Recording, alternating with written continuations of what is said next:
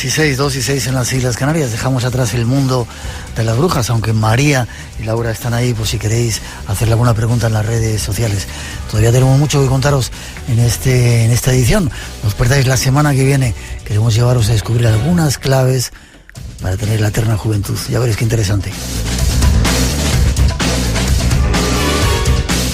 Y hoy, después de esta primera parte, os contaremos algún asunto que tiene que ver con diablos que nos habéis pedido e iremos a conocer algo que llaman la caja del terror. Pero ahora llega nuestro compañero.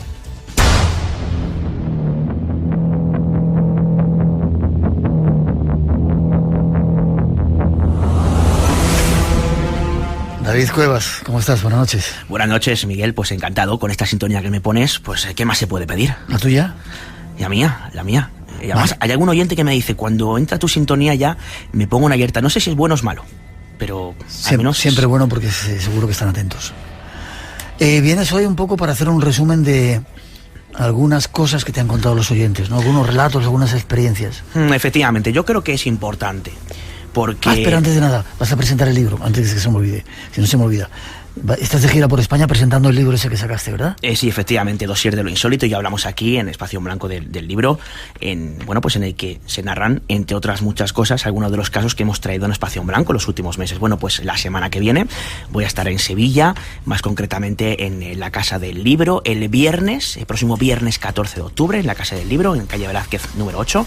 Ahí estaré con en este caso 3 buenos amigos, ¿no? Como son José Luis Hermida, Rafa Gallego y Juan Rayo, y también estará, por supuesto, nuestro amigo Antonio Baena, ¿no? Vale, pues si queréis conocer a nuestro compañero, cita, Sevilla, viernes próximo, viernes 14, en la Casa del Libro, en Sevilla, calle Velázquez número 8, a partir de las 7 de la tarde. Ahí estaremos hablando de montones de misterios, de ovnis, de casas encantadas, de fenómenos extraños, experiencias cercanas a la muerte y tantas cosas que solemos comentar aquí en Espacio en Blanco. Y hoy has venido, como te decía, un poco para resumir algunas de las experiencias que te han relatado nuestros oyentes, ¿no? Efectivamente, yo creo que ya tocaba, porque normalmente en esta sección lo que hago es dar protagonismo principalmente a los que yo creo que más se lo merecen en lo que respecta a estos temas, como son los testigos, esas personas que han vivido en propias carnes algo que ellos al menos no saben explicar, ¿no?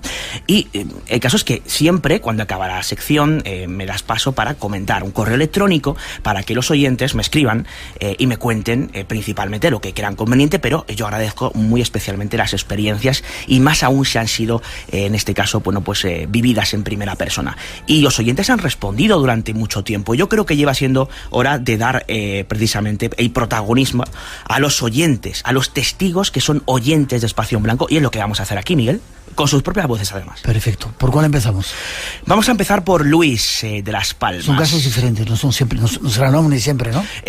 No. Hay un poquito de todo, Vale.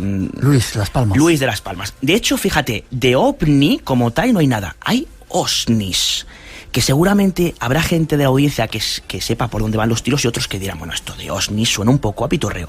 Pues no, en ufología los OSNIs son esas siglas de los objetos submarinos no identificados. Y hay casos súper interesantes. Luis, desde Las Palmas, nos narraba uno de ellos, año 1976, caso inédito, nunca se había narrado, y bueno, pues preparaos para lo que nos cuenta Luis en este testimonio, dividido en 2 partes. ¿Escuchamos la primera? Vamos con ello. Nos situamos más o menos en febrero de 1976, no recuerdo el día exacto, pero era de noche, ya apurábamos los últimos momentos de juego antes de retirarnos a nuestras casas. Un grupo de muchachos, chiquillos, pibes como se dice aquí, de entre 11 y 13 años, y estábamos jugando a la pelota en una plaza, desde la cual se veía perfectamente el océano. Mirando hacia el norte, nos situamos en Las Palmas de Gran Canaria, en un barrio de Ciudad Alta. Recuerdo que había una luna llena espléndida, yo tenía 12 años, y casualmente, por mi posición, yo hacía de portero y miraba hacia el mar, y entonces llamó mi atención un objeto en el cielo suspendido, quieto, girando sobre sí mismo, rotando sobre sí mismo, del cual salían luces, rayos de luz de muchos colores, pero en todas direcciones. Era una bola en vertical sobre el mar, debía estar a varios kilómetros, pero era de considerables dimensiones porque se apreciaba perfectamente. Insisto, era un objeto circular girando sobre sí mismo y emitiendo rayos de luz de todos los colores: amarillo, rojo, verde, azul, violeta, en todas direcciones. Claro, yo avisé a los pibes que estaban jugando conmigo, que estábamos jugando allí, digo, mira aquello, y tal. Entonces nos quedamos todos diciendo, pero ¿eso qué es? No puede ser un helicóptero, ¿no? Los típicos niños de esa edad, pero eso no puede ser un helicóptero con esas luces. Claro, no emitía ruido alguno. Eso me acuerdo perfectamente, que no emitía ruido alguno. Qué curioso las cosas que pasan en Canarias, las experiencias que se han vivido allí. Efectivamente. Hay un dato que me gustaría destacar, porque dice, había una luna llena espléndida. Que esto parece un dato insignificante, pero no lo es, porque habrá quien diga, bueno, lo que vio este hombre fue la luna. No, él vio la luna, y aparte vio precisamente esto, ¿no? Claro, hasta aquí es un caso curioso. No solamente lo vio él, sino que había otros testigos, otros niños, pibes, como dicen ellos, que estaban jugando con él. Y algún otro adulto, lo cuenta ahora. Fíjate, porque hasta aquí, curioso, una luz extraña, gira sobre sí misma, se planta encima del mar y va hacia el mar. ¿Qué pasa a continuación? Ojo, porque la cosa tiene miga. Escuchamos. Y de repente, a gran velocidad, descendió hacia el mar y se sumergió, y se veían las luces por debajo del agua como se iba sumergiendo hasta que desapareció. Por cierto, no chapoteó nada en el agua, lo que nos llamó bastante la atención, y recuerdo ese detalle. Bueno, hasta que desapareció en la profundidad, lo vimos allí 12 chavales, 12 pibes que estábamos allí jugando, y algún adulto también lo vio, y nos quedamos todos diciendo, ¿pero han visto eso? ¿Eso qué es? Pero bueno, pues total que nos pusimos a jugar al fútbol otra vez, a jugar a la pelota, y de repente uno de los compañeros dije, mira, que aparece otra vez. Se veía el mar, digo, perfectamente nítido en una noche clara. Entonces se veían las luces que emitía el objeto debajo del mar, como que iba ascendiendo, iba emergiendo de las profundidades. Esa bola que emitía rayos de colores salió del agua y a velocidad de vértigo desapareció en el cosmos, desapareció en el cielo. Hizo un pequeño arco, una dirección de arco, y desapareció en el cielo a una velocidad de vértigo. Entra en contacto con nosotros. 900-137-137. Espacio en Blanco, en Radio Nacional de España, con Miguel Blanco. Con David Cuevas en este momento, hablando de algunas experiencias de nuestros oyentes. Se metió en el agua, volvió a salir. Efectivamente. Y había algún adulto observándolo. Es curiosísimo, ¿no? Porque claro, ¿qué es esto? ¿De qué se trata? Algo que a mí me fascina, es decir, aquello entra, pero no desplaza agua. Claro, aquí tenemos un problema, porque eso físicamente es imposible. Es decir, si algo entra en el agua, tiene que desplazar agua. Con lo cual, lo que entró a lo mejor no era físico. ¿Qué era? No lo sabemos. Y me temo que Luis y sus compañeros tampoco, ¿no? Esa era la primera experiencia que hemos recibido de alguno de nuestros oyentes. Esta otra a mí me encanta. Hay una segunda, una señora. Efectivamente, cambiamos el tercio, vamos a pasar de los ovnis, digamos, o wasnis, a una pues muy bonita historia, lo que podríamos denominar una preciosa historia de fantasmas. Ella no quiere... al igual que Luis nos pidió, por favor, que le identificáramos solamente como Luis, porque no quería ningún tipo de protagonismo. Esto es importante a la hora de recoger este tipo de historias. Ella quería que ella denomináramos, ahí se la conocen algunas personas, como Cara Mosint. Ella pues vive en los alrededores de Madrid, y mira tú por dónde surgió algo en su vida que la cambió hasta cierto punto de forma bastante llamativa. Si te parece, escuchamos qué es lo que le pasa, tiene un problema médico y cómo evoluciona hasta un desenlace que escucharemos ya en la segunda parte de este testimonio, también dividido en dos. ¿Te parece? Primero nos cuenta un poco lo que le ocurría y cómo lo vivió. Vamos a escucharlo. Lo escuchamos. Fui a una revisión normal y corriente, y de repente pues el ginecólogo me dijo, mira, tienes un tumor en la matriz y vamos a hacerte una ecografía. Claro, imagínate cuando te dicen eso con 20 y tantos años, ¿no? Entonces nada, me hicieron ecografías, estuvieron varios médicos y me dijeron que tenía el útero como un saco de patatas. Así, literalmente, que me lo tenían que extirpar, y útero, ovarios, todo, fuera todo. Y que me lo tenían que analizar porque muy posiblemente pues fuera degenerativo. Palabras textuales, ¿eh? Sí. Y fue una historia así, contada muy rápidamente, Sí. Que yo, bueno, estaba como muy desesperada porque me dijeron que me tenían que vaciar muy joven, que no iba a poder tener hijos, y estaba tan desesperada y tan mal que me fui a la iglesia de La Paloma, y que está aquí en la Puerta de Toledo, y estuve hablando con un sacerdote, un sacerdote que estaba con un hábito blanco y bueno, pues estaba en un confesionario. Y yo estuve hablando con él, le conté mi historia y él me dijo, bueno, pues que no me preocupara, que Dios estaba conmigo, en fin. Y el caso es que esa misma noche yo tuve un sueño, ¿no? Esa misma noche yo sentí, pero físicamente, ¿verdad? Sentí como si me estuvieran haciendo algo por dentro, por la zona esta del útero, de los ovarios, como si estuvieran ahí. Y además sentí como que me hacían así, como si me acariciaran la cabeza.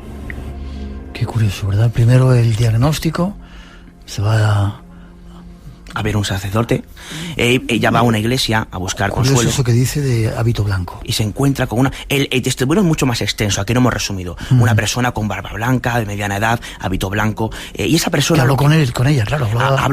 Ella está allí, entonces, digamos que un señor se acerca a ella y dice, ¿qué te pasa?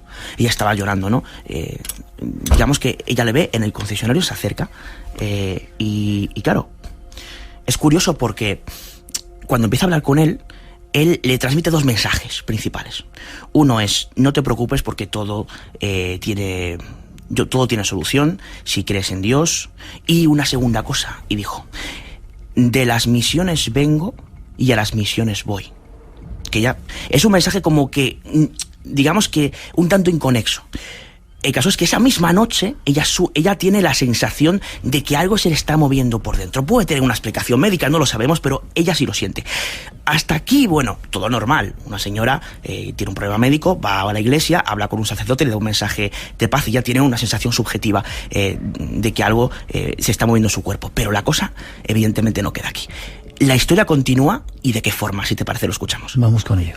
Y me acuerdo que al día siguiente le dije a mi madre, mamá, yo que sé que estoy curada, que no tengo nada malo, que estoy bien. Y quise ir a la iglesia, agradecer y que me hubiesen escuchado, y cuando fui, pues no estaba ese señor.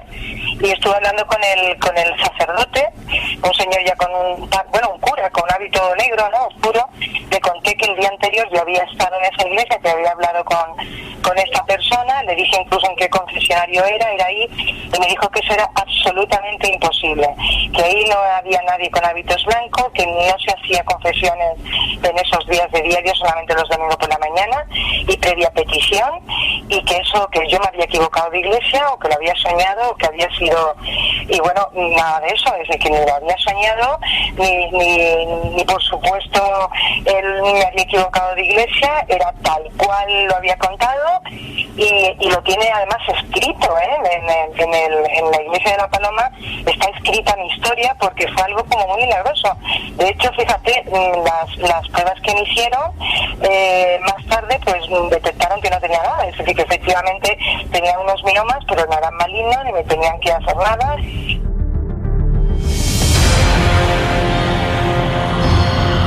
Entre los límites de lo posible y lo imposible, crece el misterio. Aventúrate con nosotros a cruzar la frontera. Espacio en Blanco, con Miguel Blanco, en Radio Nacional de España. Y con David Cuevas, como digo en este momento, qué historia tan curiosa, ¿no? No había nadie que tuviera un hábito blanco, le contaba al sacerdote que estaba en la iglesia, ¿no? Efectivamente, claro, ¿con qué se encontró cara? Porque cuando ella va a hablar con este señor, y claro, incluso él le dice, el sacerdote con el que habla al día siguiente, dice, bueno, vamos a ver, usted se ha podido equivocar de iglesia. Dice, no, usted disculpe, es que yo vine con mi madre. Y los dos sabíamos que ella había venido a esta iglesia concreta, ¿no? No solamente eso, sino que también, empieza a decirle el sacerdote, bueno, usted quizá se ha equivocado a lo mejor y ha tenido algún tipo de ensoñación. Dice, no, es que yo estoy completamente convencida de que he venido a esta iglesia y he hablado con este señor, ¿no? Y bueno, pues finalmente el cura con el que ella habla ese día, al día siguiente de esa experiencia, se queda tan impresionado que lo escribe, queda escrito como una especie de milagro. Ella está absolutamente convencida de que esto le pasó con esa persona. Recuerda perfectamente los rasgos, recuerda perfectamente algunas de las palabras que esa persona le dijo. Pero lo más impresionante es que lo que parecía un cáncer, con casi toda probabilidad, según los médicos decían literalmente, se convirtió en algo que no tenía ninguna importancia o no revertía ningún tipo de gravedad, eran unos simples miomas. Qué historia tan bonita. Entonces, claro, aquí sí que se juntan muchos de los elementos que nos encantan aquí en Espacio en Blanco, ¿no? ¿Con quién se encontró Cara? Y esa persona con la que se encontró, yo me quedo con ese mensaje, Miguel.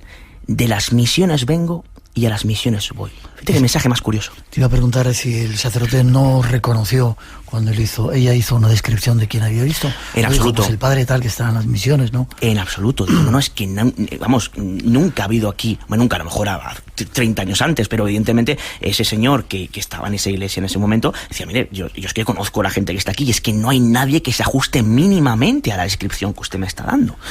Con lo cual, Cara se encontró con alguien... Los milagros a veces existen, ¿verdad? Que no estaba ahí. Pues Miguel, fíjate que yo ante ese tipo de hechos milagrosos me muestro siempre desde el sano escepticismo, es decir, el escepticismo de la duda, nunca de la negación.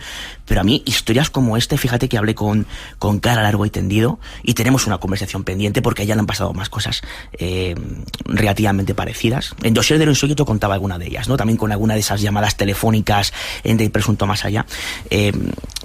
A mí este tipo de historias me hacen dudar seriamente y ponen en jaque mi escepticismo. Algo hay ahí que yo creo que es de difícil explicación, cuando menos. Vamos con quizá la última historia, María Dolores. ¿Esta sí tiene que ver con ovnis o con luces al menos? Efectivamente. También tiene que ver con ovnis. UOSNIs, según se mire, y va a ser en este caso el oyente el que tome partido, ¿no? A la hora de dar una conclusión al respecto.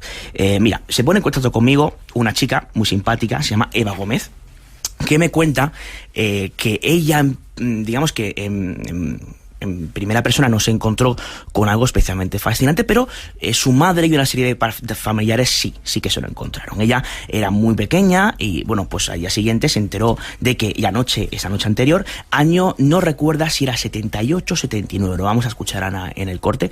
Bueno, pues resulta que sus padres y alguno de sus tíos, 3-4 personas, habían visto lo que parecía un ovni, pero no solamente un ovni, sino un ovni que se comporta de forma muy extraña y con agua de por medio. Si te parece, vamos a escuchar el testimonio de su protagonista directa, que es su madre. Ella se llama María Dolores Abad Coello, que bueno, pues tuvo a bien regalarnos ese testimonio para Espacio en Blanco. Es una señora que pasa de los 70 años, pero se expresa de una manera absolutamente formidable. Más quisiera yo llegar con su capacidad de síntesis o de expresión cuando tenga, no digo 77, digo directamente 50 años. Vamos, ¿no? A escucharla. No, ya escuchamos. Esto fue sobre el 78, el 79, y sería alrededor de las fechas de la Virgen del Carmen, julio. Uh-huh. Sobre las 2 de la mañana. Y un primo mío que él leía hasta muy tarde en la terraza, y de repente a esa hora nos llama y dice, un ovni. Y entonces nos asomamos a la terraza y él lo estaba observando que venía desde Cullera, sin ruido ninguno, absolutamente en silencio. Era como una media luna de color amarillo, se desplazaba como a tirones, despacio. Al pasar por lo que era entre las dos fincas y la plaza, mi finca está detrás, pues las luces de la plaza se apagaron. Había una farola en medio y se apagaron. Un poco la prueba de que algo extraño está sucediendo cuando de repente hay interacción con la electricidad, con los coches que se paran, ¿no? Efectivamente, esto sucedió, no lo he dicho, en Jaraco, provincia de Valencia, y bueno, otro caso extraño. Aquí otro elemento de los que me gusta destacar. Algo aparece que no tiene explicación, sobrevuela, no saben lo que es, y se apagan las farolas. ¿Casualidad? Podría ser, ¿no? Pero es un dato cuando menos curioso. ¿Qué pasa? Fíjate lo que nos cuenta, para rematar el testimonio, María Dolores, con ese objeto que se acerca al agua y cómo se comporta el agua ante el objeto. Yo nunca he escuchado un caso similar. Vamos a escucharlo. Lo escuchamos. Entonces se siguió desplazando y al llegar a pasando la segunda finca, Sí. se paró. Se paró como, ¿qué te diría yo? Pues a unos metros, no muy alto, bastante bajo sobre el agua del mar. Pues serían 4 o 5 minutos, más no, no era muy grande. Y en tonos amarillentos, una luz amarillenta. Salieron unos haces de luz convergentes, divergentes, en tono azul. Y el agua del mar hirvió.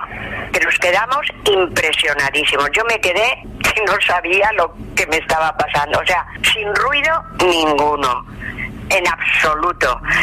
Y una vez ocurrió esto, se elevó y entonces, en completo silencio, cogió una velocidad tremenda y salió disparado hacia Gandía y hacia Denia. Ahí estaba el testimonio de ese objeto que se mete en el agua y que hierve el agua. Efectivamente, fíjate, años 78-79, Julio, Jaraco, provincia de Valencia, un extraño objeto se planta encima del agua y el agua hirvió. Palabras literales de María Dolores. Por desgracia no podemos hablar con el resto de testigos porque ya no están con nosotros, fallecieron, pero ella lo recuerda con una nitidez realmente fascinante. Vale, ¿no? Y nos vamos con... Esto no habíamos pensado ponerlo hoy, una psicofonía que dices que está obtenida en el Palacio de Monsalves, en Sevilla. Efectivamente, se ponía en contacto con nosotros Andrés López Perea, de Barcelona, y él, bueno, pues digamos que tiene a bien durante los meses de agosto, al menos de los últimos 2 años, viajar. Y en este caso, pues se fue precisamente, como bien dices, estuvo en el Palacio de Monsalves, en Sevilla, el 16 de agosto del pasado año 2015. Y, bueno, pues capta, son varias voces, varios sonidos. Yo tengo mis dudas, creo que pueden ser explicables la mayoría de ellos, pero sí que hay una voz muy curiosa. Hay que dejar claro que desconozco los detalles técnicos de cómo se obtuvo la grabación, que a veces es casi que más importante que la grabación en sí, pero sí que me llamó mucho la atención lo que parece una voz femenina susurrante que dice algo así como váyase. Si te parece, la escuchamos repetida 3 veces, a ver si los oyentes escuchan lo mismo que en este caso que nuestro compañero Andrés López.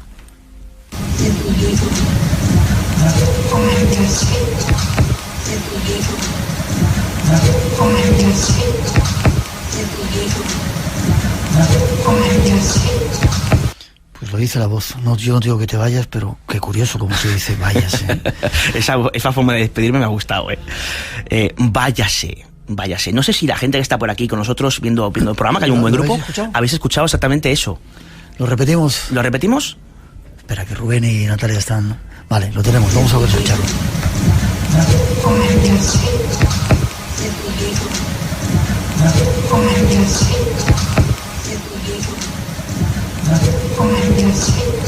Se escucha claramente, como tú dices, hay varios extraños ruidos y esa voz. Yo no te digo que te vayas de esa manera, pero gracias, David, por haber estado con nosotros. Recordar, Sevilla, próximo viernes. Efectivamente, próximo viernes 14, a partir de las 7 de la tarde, en calle Velázquez número 8, en Casa del Libro, y estaremos presentando Dossier de lo Insólito. Y antes de que me despidas, Miguel, por favor, dame 10 segundos para agradecer especialmente pues a Luis de Las Palmas, a Caramosín de Madrid, a María Dolores de Jaraco en Valencia, y también pues a Andrés López, que nos mandaba 2 psicofonías, otra también obtenida en Toledo, que quizá escuchemos más adelante. Gracias a ellos, de corazón, por regalarnos estas historias para Espacio en Blanco y por regalar a los oyentes de Espacio en Blanco sus vivencias personales, que a veces es muy difícil abrirse a un medio de comunicación como este para contarlas. Ole por ellos. Y si queréis contar alguna más, ¿dónde se ponen en contacto contigo, David? Un correo electrónico muy sencillo, es davidcuevas_gmail.com. Repito, para que toméis nota,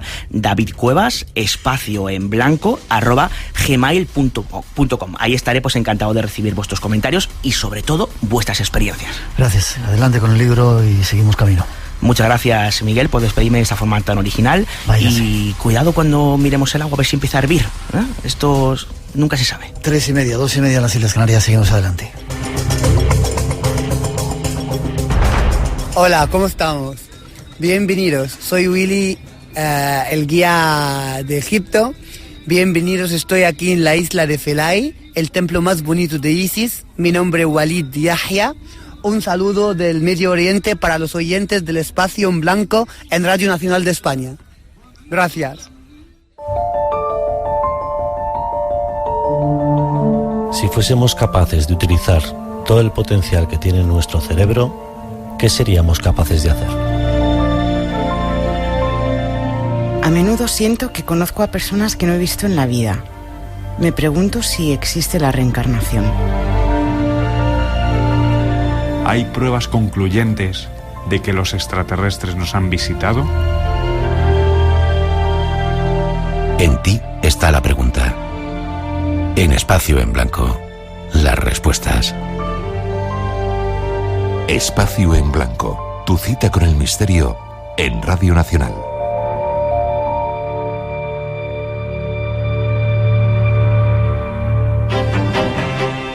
Es siempre indagar, buscar claves que nos ayuden un poco, pues no sé, a entendernos, a descifrar. La académica y veterana escritora Soledad Puertolas nos presenta su nuevo libro de relatos, Chicos y Chicas. Lo que son los demás en este mundo tan enmarañado, ¿no? La Estación Azul, con Ignacio Helguero y Cristina Hermoso de Mendoza. Y además escuchamos poesía y regalamos lotes de novelas. Los domingos a las 3 de la tarde, como siempre, mejor en Radio Nacional de España.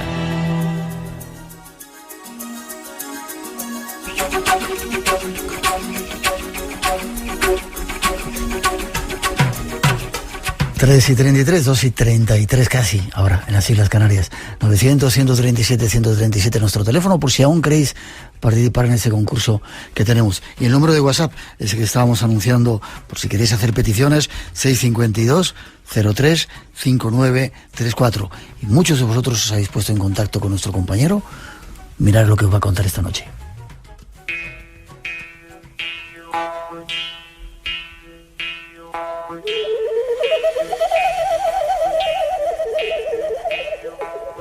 Y vamos con más secciones del programa. Ramón Álvarez, el encargado de los recuerdos del Espacio en Blanco y de atender ese WhatsApp, está esta noche con nosotros. Dice que con una sorpresa.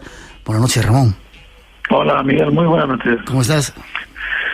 Pues la verdad y sinceramente que estoy muy contento porque hace un tiempo que no lanzamos a las ondas la nueva edición de los recuerdos del Espacio en Blanco, pero en el caso de hoy, si cabe, todavía no salir, porque en este caso, el caso rescatado hoy, y ya sé que no te gusta, pero así lo piden los oyentes, en este caso es el director de este programa, Miguel, el que va a aparecer porque así lo han decidido los oyentes. ¿Qué te parece?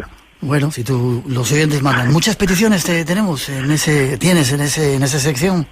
Sí, nos llegan, sinceramente, durante la semana muchísimos mensajes, pero es que han sido muchísimos los mensajes recibidos, además pidiendo que rescatara algún momento de vida en el cual tú contabas la experiencia de vida en la capital de Haití, en Puerto Príncipe, ese país consagrado al diablo. Un encuentro inquietante que tuviste. Ese país que sigue sufriendo con este huracán que acaba de pasar por allí, con cientos de muertos. Haití. Exacto. ¿Vamos a volver a contar historias del diablo entonces? Sí, y si me permites, lo único que quería comentar ha sido una historia terrible. Yo, fíjate, me puse a buscar en la fonoteca, me he recibido tantos mensajes, llevo ya unos meses en la búsqueda. Aquí voy a hacer un paréntesis y por una vez me vais a permitir la licencia de rescatar una entrevista que te hice, Miguel, hace muchos años, en un programa que un servidor conducía para la radio en Cataluña, y nos remontamos 3 años en el tiempo, año 2003, sale a las librerías Crónicas de Fenómenos Insólitos, y he escogido ese corte porque recuerdo, Miguel, y todos los oyentes, sinceramente, en el momento de la entrevista que te la estaba haciendo, la recuerdo con cierto impacto, que mientras nos contabas tu vivencia, aún veo las caras de los miembros del equipo, sus caras eran todo un poema, y aquella noche te aseguro que se quedó el estudio paralizado, de verdad, no solo los miembros del equipo, sino los oyentes, algunos que llegaron también a vernos en directo. Pues ahí vamos con recuerdos del Espacio en Blanco. Luego al final daremos ese número de WhatsApp que vamos dando por si se quieren poner en contacto contigo para pedirte cualquier cosa, rescatarla, que no sean muchas cosas mías, por favor. Y vale.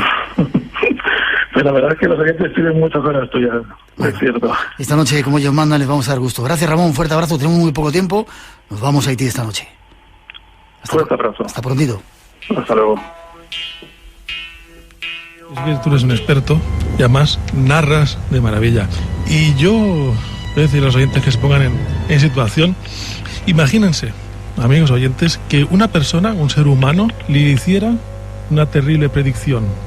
Que le dijera textualmente: vas a tener una extraña y grave enfermedad de los pulmones. Si no eres sabio, te llevará a la tumba. Te llevará a la tumba sin que nadie pueda hacer nada por evitarlo. Ya estás avisado.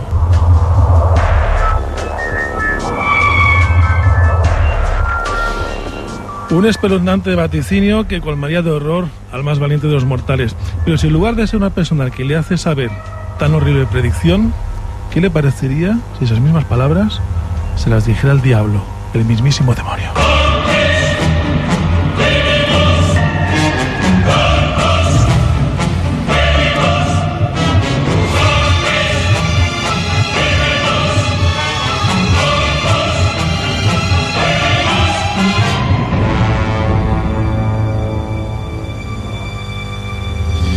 Aunque no se lo piensen, esto le dijo un demonio a Miguel Blanco, que dice que es el único hombre blanco que ha estado cara a cara con el diablo.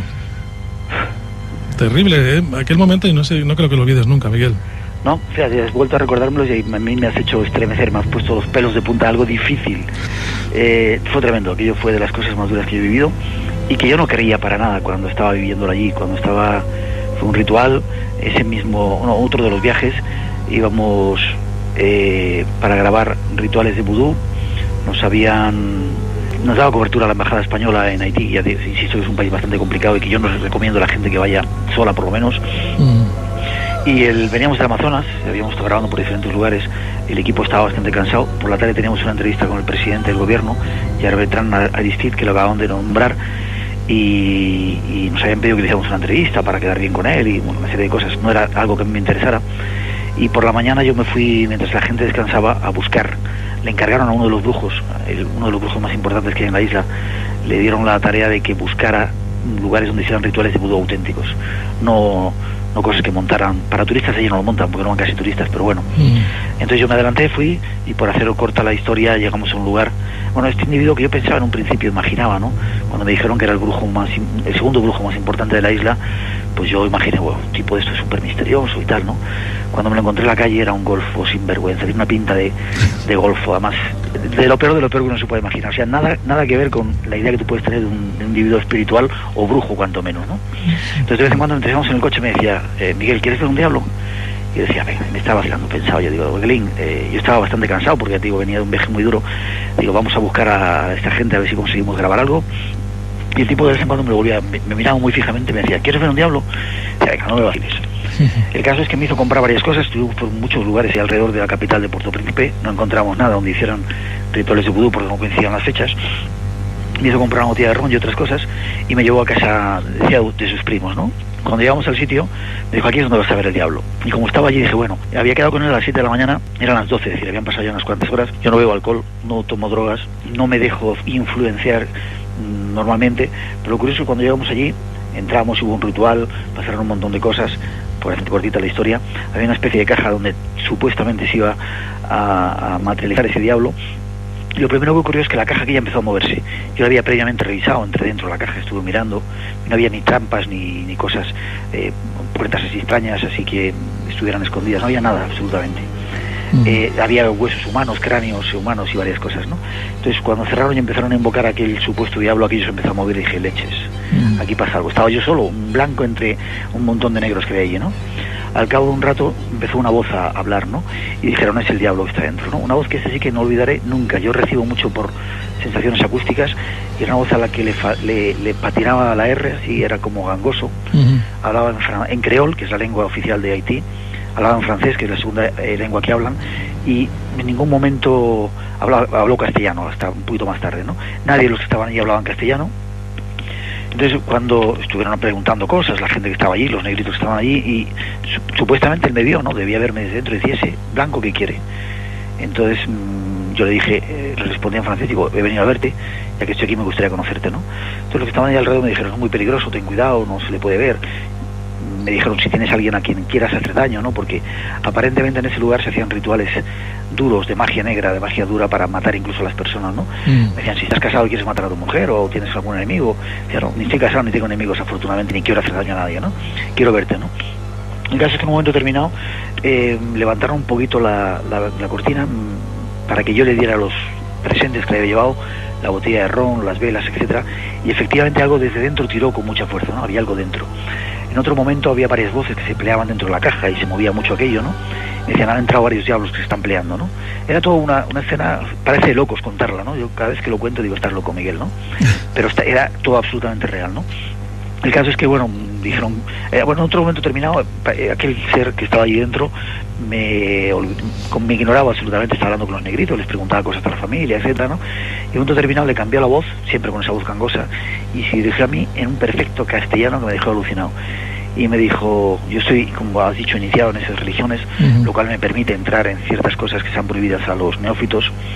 Entonces, bueno, me dijo que conocía mi cargo, que era esas cosas que te hizo, ¿no? Muy adelantado y muy evolucionado y que tenía mucho poder y tal y cual. Y empecé a decirme cosas del pasado. Pero cosas del pasado como las pueden conocer mis padres o la gente más allegada a mí, ¿no? Habían ocurrido hacía muchos años, ¿no? Pues cosas que había pérdidas, etcétera, ¿no? Y aquello me sorprendió y dije, qué extraño, ¿no? Que este tipo sepa tanto de mi vida, ¿no? Y luego cambió al futuro, ¿no? Y me dijo, entre otras muchas cosas, que iba a tener una gran enfermedad, que si no era sabio iba a llevarme a la tumba, como tú bien has dicho, ¿no? Me dijo que iba a tener unas pérdidas, iba a perder a mi novia, la casa, etcétera, ¿no? Yo no me lo creí. Lo curioso es que, bueno, llegó el momento que dije, quiero verte, a que te dieron por fin a esa petición mía, pusieron una barrera de sal entre nosotros y aquella caja que había y levantaron aquella cortina que había tapando aquella caja de zapatos gigante, ¿no? Y lo que vi fue algo impresionante, ¿no? Un individuo que desde el fondo de la caja empezó a avanzar, así con paso así muy tambaleándose, y era un tipo de color blanco, de 1,20 m de estatura, con perilla así alargada, con ojos inyectados amarillos, una mirada penetrante, tremenda, con las ropas muy raídas, muy anciano, muy lleno de surcos y cicatrices en la cara, ¿no? Y el tipo se puso justo en el borde de la caja, levantó la mano para querer tocarme, yo hice lo mismo, quería tocarle, y me dieron un manotazo, me impidieron hacerlo, ¿no? Nos estuvieron mirando, recuerdo su mirada, esa no la voy a olvidar nunca, ¿no? Penetrante, profundísima, y se retiró hacia atrás y taparon la caja. Cuando terminó toda aquella historia, antes de marcharse dijo adiós en castellano, levantaron la cortina y había desaparecido. No estaba aquel ser que yo había visto minutos antes, ni estaba la botella de ron que le había dado, ni estaba los otros presentes, ¿no? A mí aquello me pareció tan alucinante que dije, yo quiero grabar esto, ¿no? Puesto que tengo las cámaras, quiero grabarlo. Entonces Guelín y sus primos, su familia, Guelín es el brujo este que me acompañaba, que era un brujo que hacía magia de la mano derecha y de la mano izquierda, magia blanca y magia negra, me dijo, si quieres, podemos hacer un ritual para que veas cómo se sacrifica un niño pequeño. En Haití, en otros tiempos, decía, ahora ya no lo aceptan, pero yo creo que sigue ocurriendo, ¿no? En determinadas fechas, en esta concretamente, Semana Santa, en Navidad y en otras fechas cristianas, hacen rituales de invocación al diablo y en muchos de ellos sacrifican niños pequeños. Entonces los padres, cuando desaparece un niño en las aldeas perdidas que hay por ahí en esa parte de la isla, no los buscan porque saben dónde van a acabar, ¿no? Yo me decían, si quieres montamos una cosa de estas para que tú la veas, para que veas cómo funciona la magia, no tanto por espectáculo, sino para que vieran el poder que tenían esos brujos, ¿no? Porque aquello era una especie de lucha de poder a poder. Yo tenía un determinado poder por mi grado de iniciación y ellos querían demostrarme que eran tan poderosos o más que yo, ¿no? Entonces decían, te enseñamos esto para que veas cómo funciona. Evidentemente nosotros nos negamos porque yo nunca he querido ni quiero participar en ese tipo de cosas, pero me decían, por 10.000 pesetas, que era una fortuna para ellos, dice, lo puedes grabar. Yo me negué. Yo tengo dos pruebas de que aquello que vi el diablo era cierto. Una de ellas es que llegué a ofrecer hasta 500.000 pesetas por grabar. Iba con un equipo de televisión y teníamos presupuesto en aquel entonces y no me importaba pagar 500.000 pesetas, que para ellos era, que decirte, como 300 millones de pesetas para nosotros. Es decir, podían vivir el brujo y sus primos 3 generaciones seguramente en la isla como reyes. Y evidentemente ellos se miraron y dijeron, Jorba, bien, por nosotros sí, pero es una cuestión de religión, hay que preguntarle al diablo a ver si se quiere dejar grabar. Le preguntaron y el diablo no se dejó grabar, con lo cual es una de las pruebas que para mí era real. Y la segunda es que tiempo después, por eso, en ese mismo viaje yo fui desde ahí, de Haití, fuimos a otros lugares y acabamos en México como 15 días después de esa experiencia del diablo.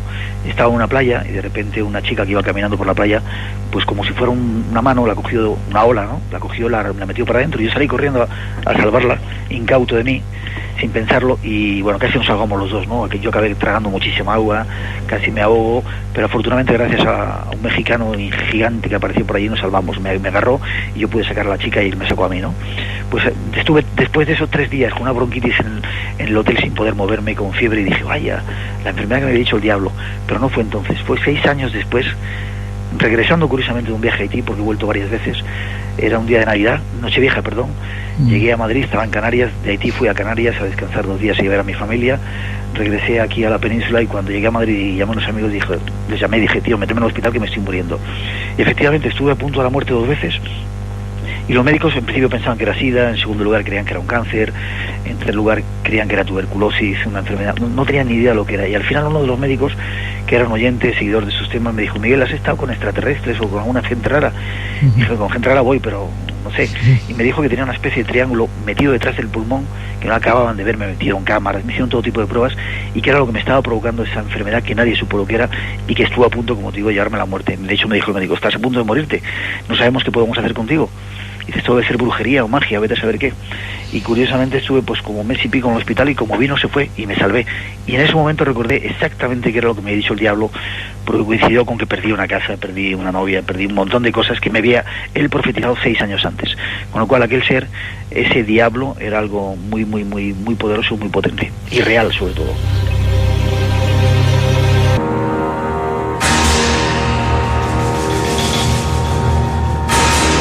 A alguien se le ha ocurrido crear un proyecto pionero, dice que es de crear un lugar donde se puedan representar obras de teatro de terror, de miedo.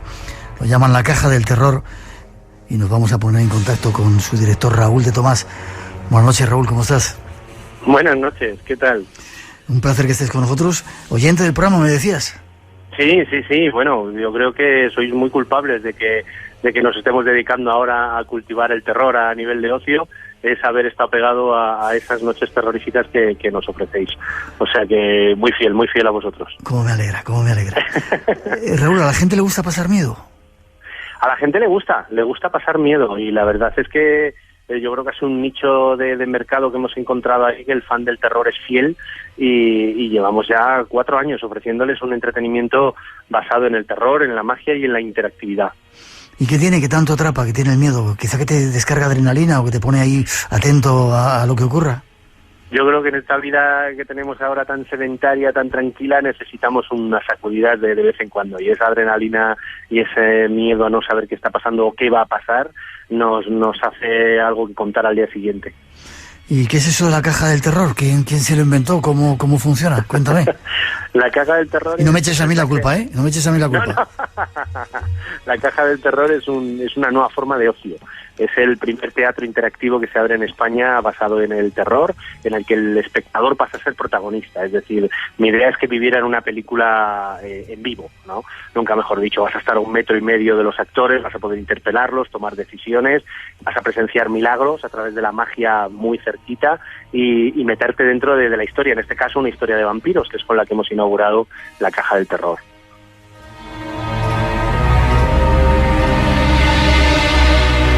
Es un teatro, un espacio, ¿cómo se podría llamar, Raúl? Sí, yo lo he llamado la Caja del Terror porque quiero que sea un contenedor.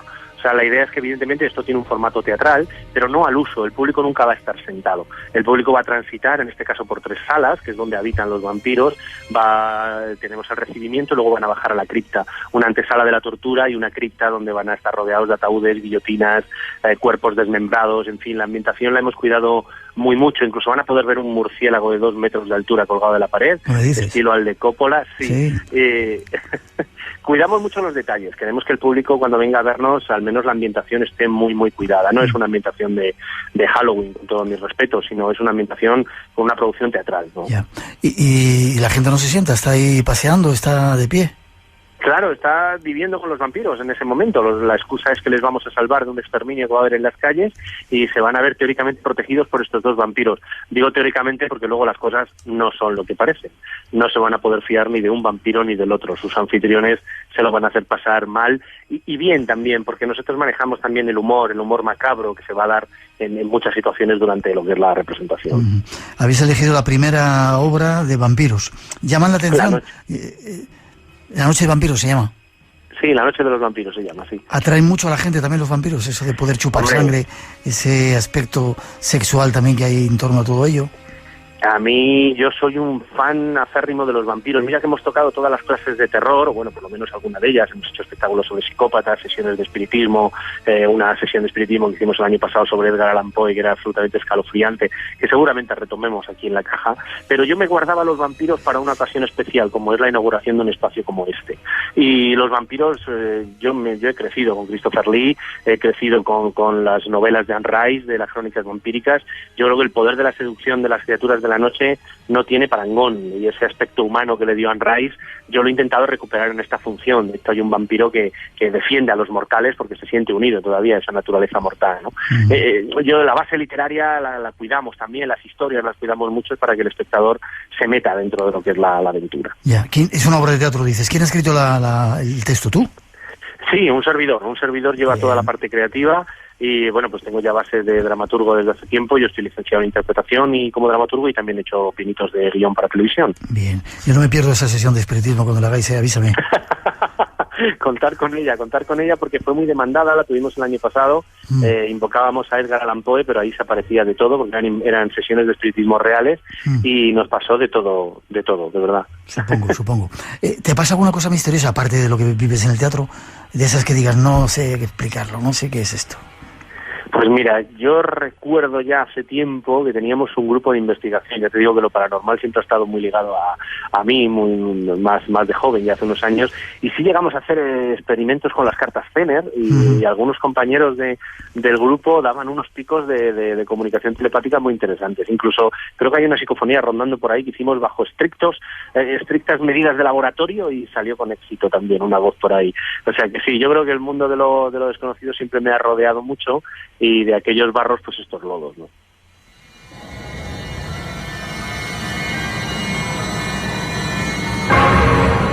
Con Raúl de Tomás, hablando de una idea, de un proyecto pionero, de utilizar en el teatro, un teatro interactivo, este mundo nuestro del misterio y del terror.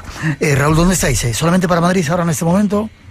Sí, hemos abierto la sede aquí en Madrid, en el Paseo de la Esperanza número 16. Toda la información la pueden encontrar en lacajadelterror.com, y ahí están todos los espectáculos, porque junto con la Noche de los Vampiros hacemos un homenaje a Lovecraft a través de un escape room, de un juego interactivo que hacemos a las 10 de la noche, donde 20 personas tienen que escapar de una habitación también teatralizado, y donde hay una criatura de Lovecraft que van a poder ver también y ser acechados por ella. La idea es que la caja sea un contenedor de temática de terror, de cosas de terror relacionadas con el mundo teatral. Pues a nuestros oyentes, si os gustan estas cosas, si queréis pasar miedo, www.lacajadelterror o la caja del terror. Lacajadelterror.com. Lacajadelterror.com. ¿Tenéis obras también para niños? Sí, a partir de octubre no nos olvidamos de los peques, y yo creo que superar los miedos de cara a los pequeñajos, que vean los cuentos clásicos y las aventuras de terror y los personajes clásicos de una forma divertida era un reto también. Entonces, las tardes de los sábados y de los domingos a las 5 vamos a empezar con Juan sin miedo, en el que los niños también podrán participar, hacer personajes, van a ver magia en directo, y bueno, pues un poco cuidar también a los enanos, que no se nos vayan de esta afición del mundo que nos gusta a todos, de lo paranormal y lo fantástico. Qué chulo. Enhorabuena, Raúl de Tomás, director de todo este asunto. www.lacajadelterror.com. Te veo prontito, que sigas haciendo pasar miedo y terror a la gente, y que sigas escuchándonos. Para mí un honor que me hayáis dado esta oportunidad, y sobre todo de compartir este ratito contigo. Estoy absolutamente encantado, y espero que a partir de ahora, que la Caja del Terror es sede ya en Madrid del terror en vivo, pues sean muchas las veces que charlemos. Ojalá, me encantaría. Fuerte abrazo, te deseo todo lo mejor. Gracias por todo, un saludo. Hasta prontito.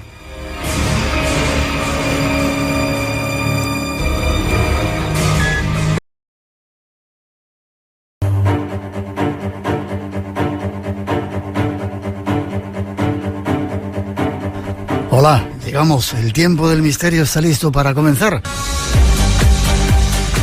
Y vamos ya con los temas, un avance de lo que tenemos preparado hoy, un programa como siempre para no perdérselo, estar atentos. Hoy la noche es más oscura que nunca. El viento del norte penetra hasta lo más profundo del bosque. Y aquí, en la soledad de las montañas, la luna parece mantener todavía el embrujo que antaño ejerció sobre los que pisaban esta tierra. De día es tan solo un páramo más, pero cuando el sol se oculta y caminamos por sus entrañas, somos conscientes de que aquí, hace siglos, se realizaron macabras ceremonias en honor de Satanás.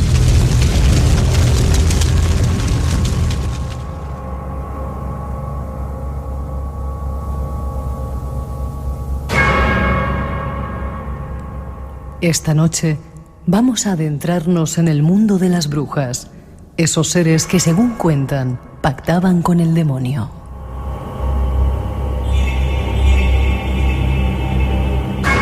Las brujas, esas extrañas mujeres cargadas de magia y de misterios, serán nuestro primer argumento, pero habrá más.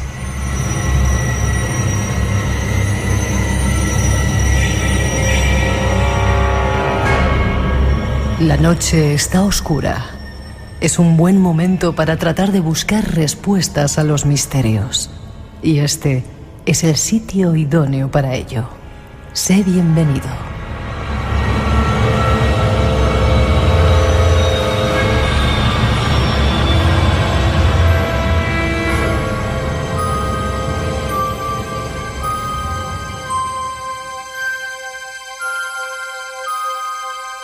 Ahí están nuestras intenciones de hoy, saludar a nuestras dos primeras invitadas.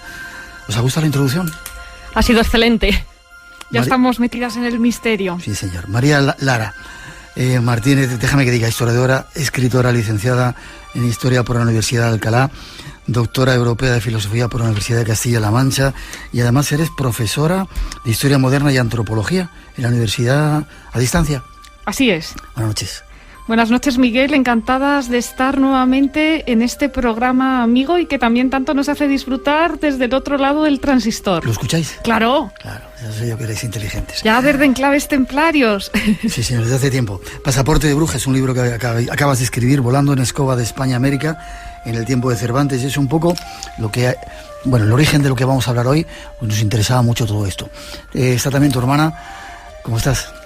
Encantada de estar de nuevo en Espacio en Blanco, Miguel. Laura Lara Martínez, profesora de Historia Contemporánea, premio Algaba y doctora también en Historia. En Filosofía. Filosofía. ¿Cómo se están listas? Las dos. Pues... ¿Sois gemelas? No sé si... Somos mellizas. Mellizas. Pero desde pequeñas ha sido para nosotras un placer aprender. Hemos disfrutado, creciendo en conocimiento y también ahora haciendo que nuestros vecinos, nuestros paisanos, nuestros congéneres, en definitiva, porque el mundo no tiene fronteras, disfrute escuchándonos también en las conferencias o leyendo nuestros libros o en las aulas de la universidad. Pero tanto a María como a mí siempre nos gusta decir que nuestra aula no conoce fronteras y que todos sois bienvenidos, por supuesto. Y estáis últimamente mucho en los medios de comunicación, ¿no? Estáis ya convirtiéndose en un fenómeno mediático. Las dos. A ti te he visto mal, me parece, en la tele. Es que es la hermana mayor. Ah, claro. Es algo que desde pequeñas, me gusta repetir que nosotras jugábamos con la pizarra y las tizas. También teníamos un pequeño aparato para la grabación de programas de radio. Si nos hubieran abierto una mirilla por la que contemplar y vernos, luego después con estos micrófonos reales, pues habría sido un sueño realizado.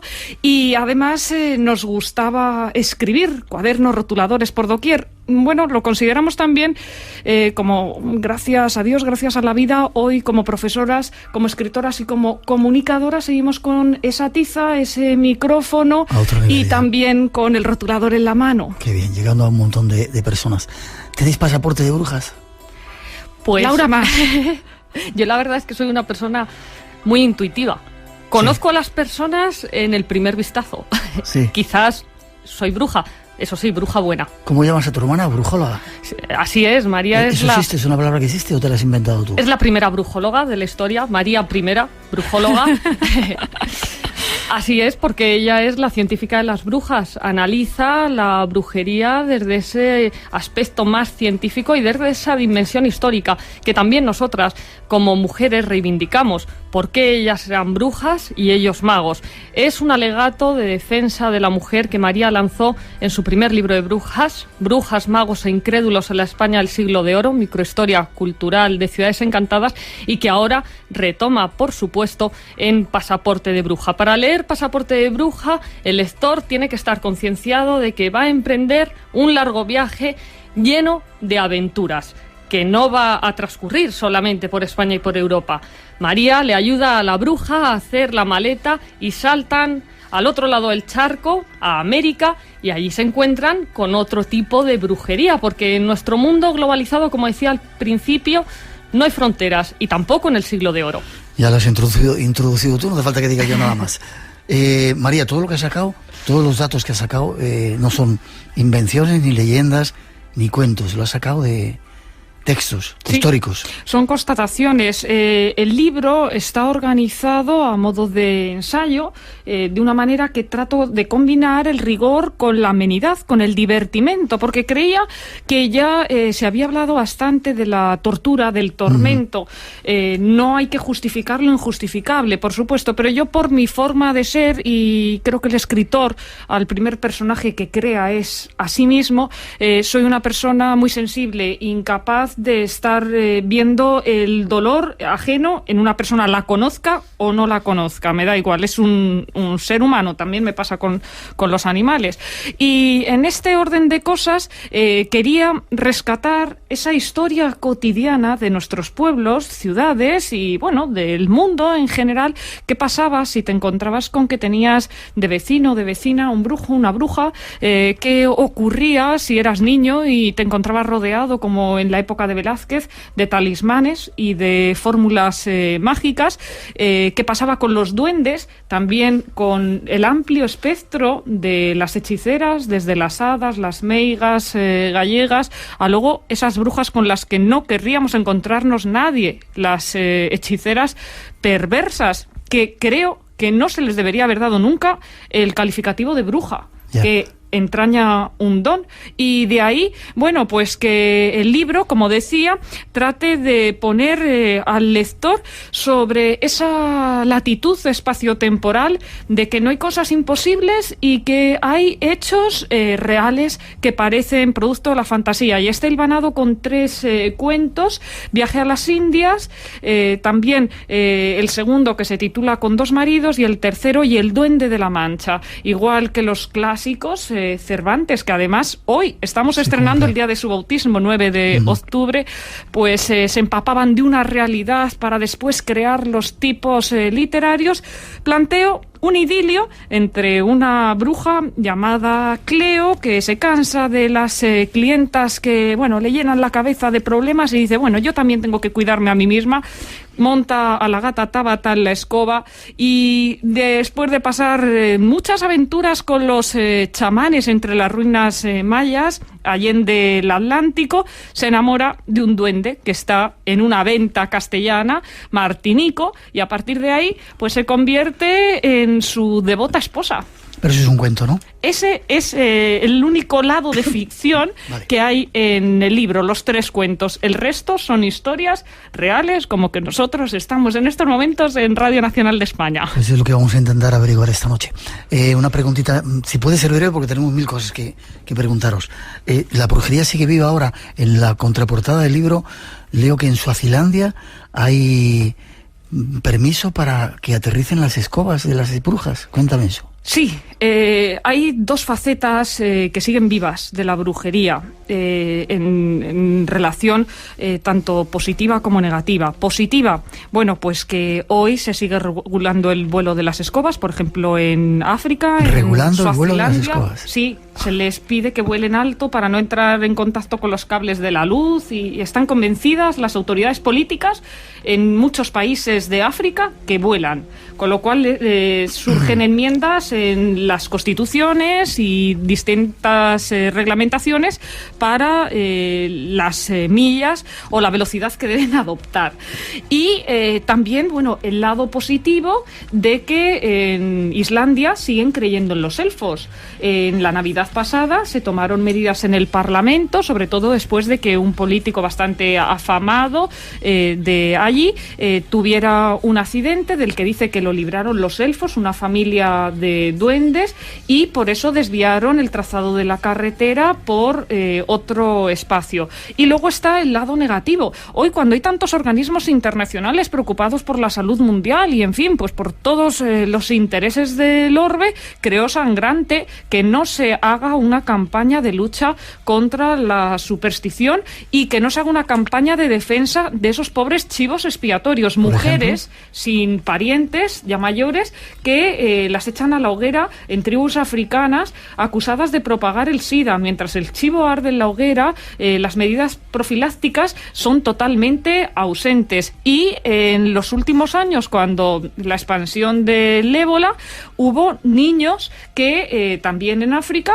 se los condenó por ser albinos, por ser gemelos o por haber caído en manos de una madrastra maléfica, también a daños corporales, porque se decía que eran ellos los que propagaban tal enfermedad. Haría falta una campaña a gran escala para que nunca estas víctimas vuelvan a repetirse. Cosas que se hacen ahora. Si queréis conocer a estos dos personajes, ya hay una foto en nuestras redes sociales, tanto en Facebook como en Twitter, 2:20, 1:20 en las Islas Canarias. Nos vamos a descubrir algo más de estos personajes.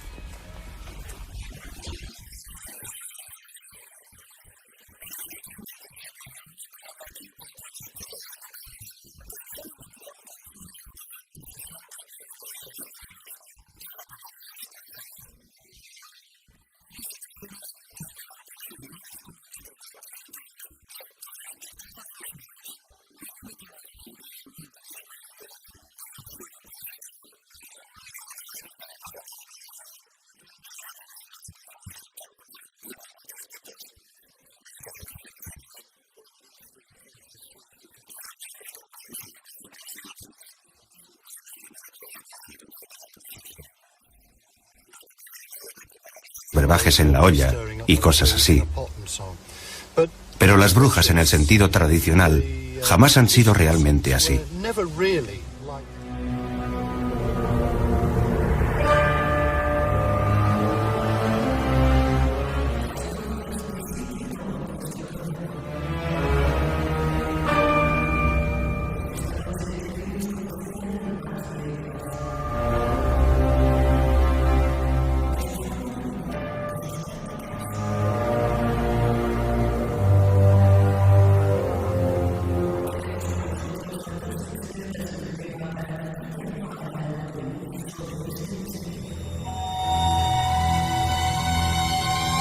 Espacio en Blanco, en Radio Nacional, con Miguel Blanco. Y esta noche hablando de brujas, con un pasaporte especial que tenemos. ¿Cuándo surgen las brujas o qué definición se puede dar de ellas? En la antigüedad, la bruja era la mujer sabia. Vemos también... Cuando hablas de antigüedad, ¿qué fecha te estás refiriendo? Mundo grecorromano, en 8 siglos, 10 siglos antes de Cristo. En esas fechas tan pretéritas, bueno, para nuestro siglo, vemos cómo también la imaginación fue creando personajes como Medea, Circe, las dos eran... y vivían en un claro del bosque, y a los animales que aparecían en el entorno, pues la gente popularizó que eran hombres que se habían desmandado, entre comillas, y los habían convertido en bestias.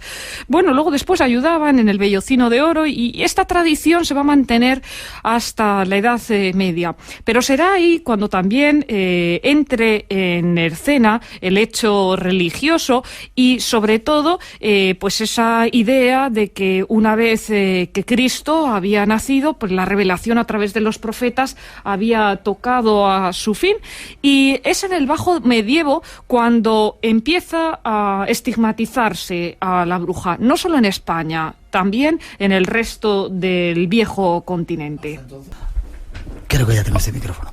Te decía que hasta entonces las mujeres habían estado al menos respetadas, hasta ese medioevo en el que ya las estigmatizan. Sí, habían desarrollado ese papel de curanderas, de sanadoras, de médicas de un milenio, cuando la mujer no podía recibir estudios académicos formales de ningún tipo.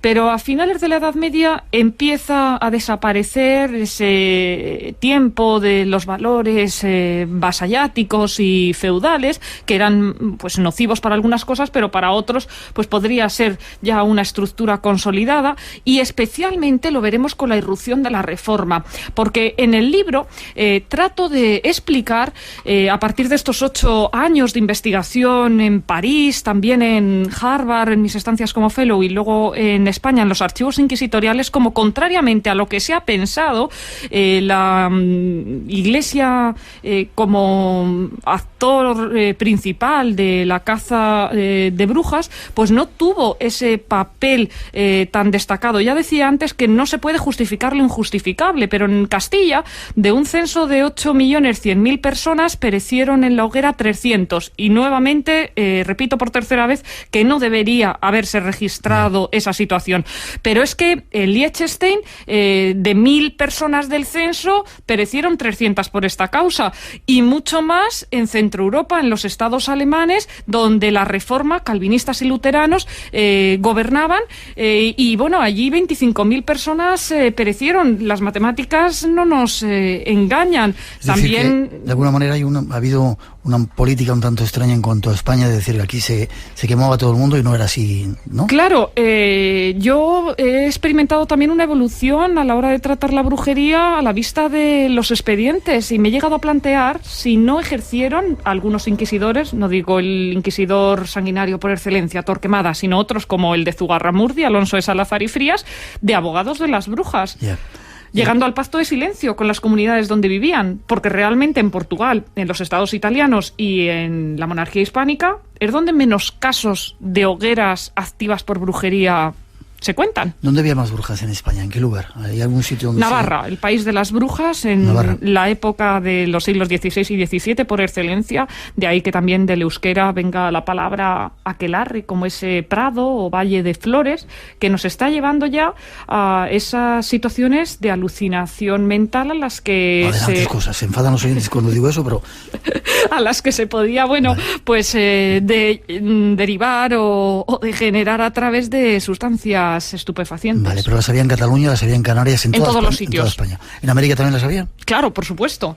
Además, los inquisidores encontraron en las Indias con que a las mujeres con poderes mágicos que pasaron de la península, no sabemos cómo, el pasaporte, entre comillas, pues les fue tan fácil en la casa de contratación cuando se vigilaban extremadamente las conciencias para llegar a ese nuevo Edén que se había contemplado en América, pues allí se sumaron los saberes, el acervo de la hechicería prehispánica, de aztecas, de incas, de mayas, y bueno, pues el Santo Oficio recapituló una gran cantidad de fórmulas, de nóminas, de oraciones que mezclaban a los santos con Quetzalcóatl o con los dioses del antiguo imaginario.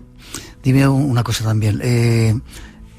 El hecho de atacar a las brujas, aunque lo veremos después cuando hablemos de la Inquisición, era por atacar el poder de la mujer, ¿no?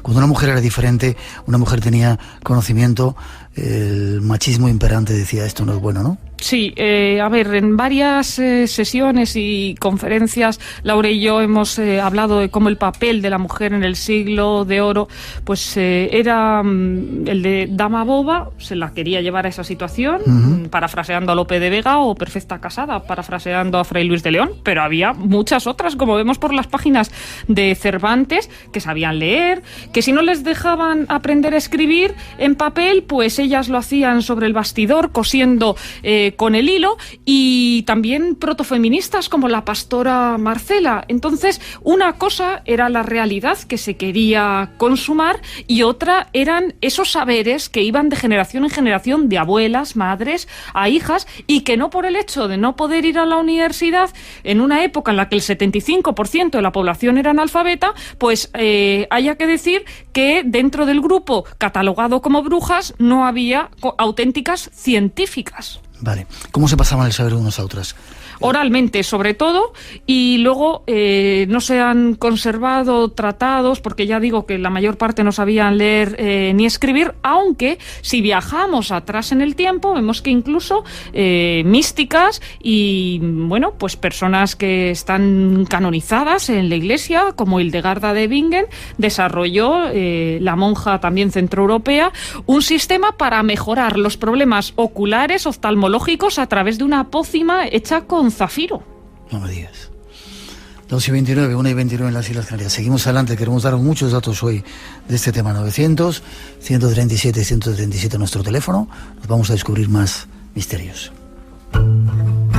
Porque los ojos nos mienten, los ojos nos dicen la verdad. Tus ojos son los que me gustan. Nos cuentan. Marrones, fuertes, rasgados, expresivos. Un programa de arte. La radio tiene ojos.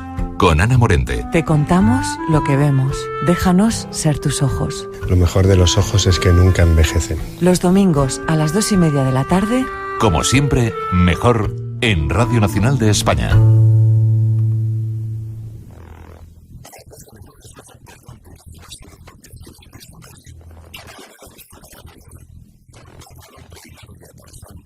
Este tema oscuro.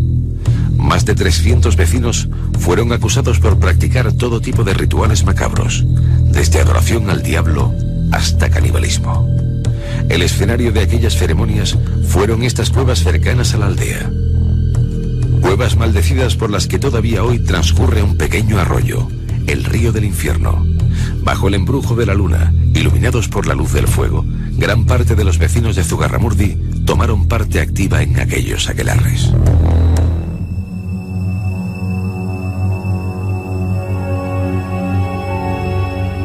Zugarramurdi es un ejemplo de los pueblos de brujas en nuestro país.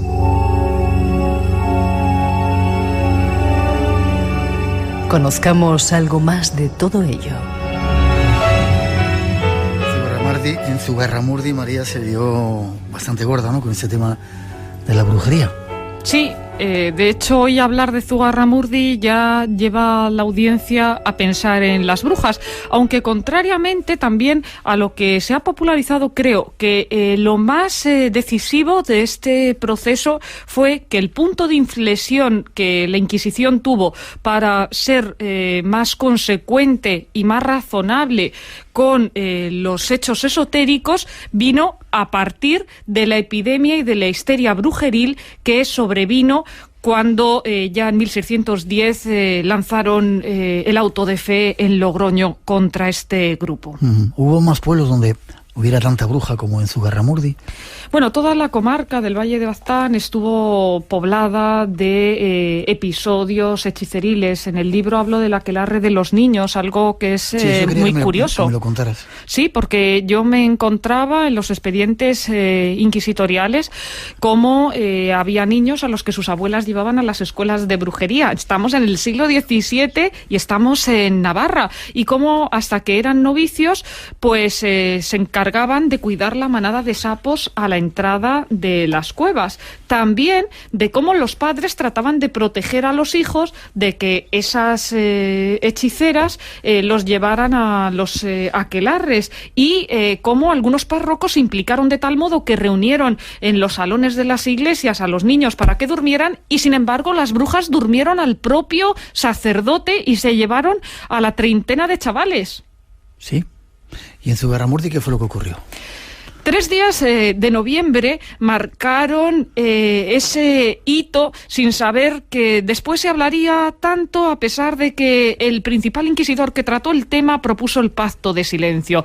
El caso es que siempre resulta más aconsejable el achacar, cuando se diagnostica un vicio, el decir que ha venido de fuera por contagio. Se fueron a trabajar cruzando los Pirineos algunas muchachas de Zugarramurdi a Francia, y al volver pues parece que trajeron altos vuelos, sobre todo porque decían que podían intervenir en las propiedades de la naturaleza. Se les fue la mano un poco con la belladona, claro. Antes, en unas dosis pequeñas se les iba el dolor de cabeza y en unas dosis grandes pues veían los cuadros de Goya sin que estuvieran pintados, a la linda maestra y compañía. Y allí intervino la Iglesia, y como esa comarca dependía de Logroño para los temas de conciencia, pues concentraron en los calabozos a las brujas y a algún brujo. Murieron sorprendentemente y sin ninguna causa racional varios de ellos en esas celdas.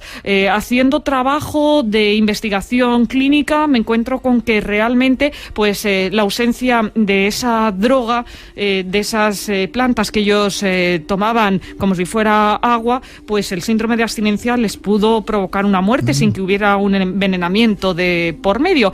Y así es como antes de que se hubiera erigido la ermita de San Gregorio en Logroño, se produjo ante 30.000 espectadores ese auto de fe.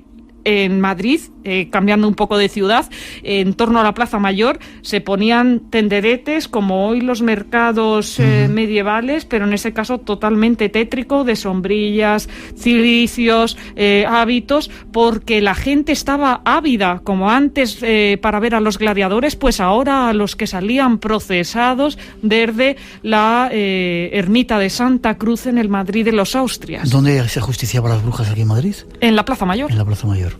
¿Todo eso lo has sacado? ¿Cómo se hace para investigar y sacar todos estos datos? ¿Estás ahí metida todo el día, metida entre legajos? Sí, las 24 horas, por eso el título que me da Laura. Brujóloga.